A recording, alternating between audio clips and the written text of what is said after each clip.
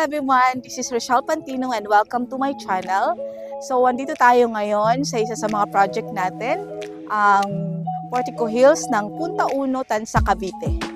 So, ito ay may 51 square meter lot area at may 60 square meter floor area. So, halika, bisitahin natin yung model unit. So, ito yung sample ng inner unit. Kung mapapansin nyo, meron na tong fence and gate. Tapos, cemented na rin yung floor. So, fully cement na siya. Meron dito ang sariling gripo sa labas. So, at dito, sa area na to, pwede kayo ditong maglagay ng mga plants or pwede nyo siyang ayusin for laundry area. So, dito naman pala sa sa car garage natin, kasya dito yung isang SUV. Yes. So, halika, pasok tayo dito. So, eto yung living room. Kung mapapansin nyo, meron na siyang tiles. Tapos malaki yung window. So, good source for lighting kasi, ayun, yung window niya, sliding window. So, malaki yung accommodation ng light. So, para maaliwalas tignan. So, ito naman yung kitchen area. So, ito meron siyang parang wooden, para lang meron lang design or partitions with the living area and the kitchen. So, dito tayo sa kitchen. Kung mapapansin nyo, meron na rin siyang cabinet at saka naka-tiles na rin. So, yes, pwede siyang maglagay ng mga overhead cabinets. Yes, para more storage. Tapos, dito naman, meron na siyang sariling service area. So, pwede mo na siyang gawing laundry area. Maglalagay ka ng maliit na washing machine.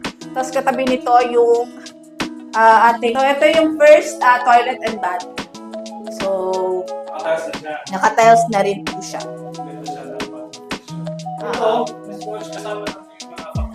Yes, kasama na siya. So, secure ka. Kasi, ayan, may mga grills na siya. So, ayan. So, halika, pasok tayo dito sa second floor. Kung napapansin nyo, laminated wooden na yung ating stairs. Tsaka matibay yung itong hawakan ng stairs. So, meron itong 3 bedrooms. So, pwedeng-pwede sa pag may mga bisita at para sa iyong pamilya, sa mga anak. Para may space sila. So, ito yung first bedroom. Kasya dito yung single. So, ang kagandahan dito is meron na siyang daanan papunta dito sa balcony. Yes, maluwag yung balcony niya. Kumbaga, early morning, pwede kang mag-sightseeing. Kasi kung napapansin nyo, maliit lang siyang community. Around 1 hectares lang. So, baka less than 100 units yung magawa dito. So, very exclusive.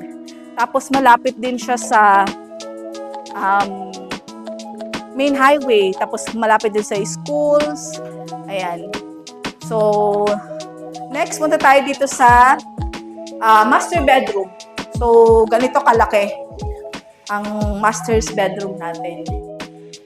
So, ayan. Yes. May access siya papuntang balcony.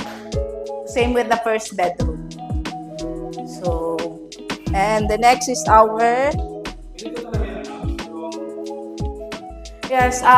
wooden laminated na yung yung pintuan natin. Wooden laminated siya. So, ito yung the third bedrooms. So, ayan. May lagayan siya pwede ka dito maglagay ng cabinet or halimbawa mga computer area or computer table. So, ayan. dito naman tayo sa second toilet and bath. So, same with the first floor, meron na rin siyang naka-tiles and ano na rin siya, painted. Tapos, complete na rin yung bathroom fixtures na rin siya. May shower, ayun. So, magpapalagay na lang kayo ng bidet kung gusto niyo ng bidet. So, again, this is located at Portico Hills, Punta Uno, Tanza, Cavite. Ito ay 10 to 15 minutes lang away from SM Tanza. So, 20,000 pesos only to reserve the unit. Tsaka, ang good news is, for the first 14 sold out, libre na yung move-in fees nyo. So, we can schedule tripping every day. Open po ito, Monday to Sunday, para ma-accommodate po kayo. Message lang po kayo sa akin or check my contact number in the screen. Thank you so much for watching. Salamat!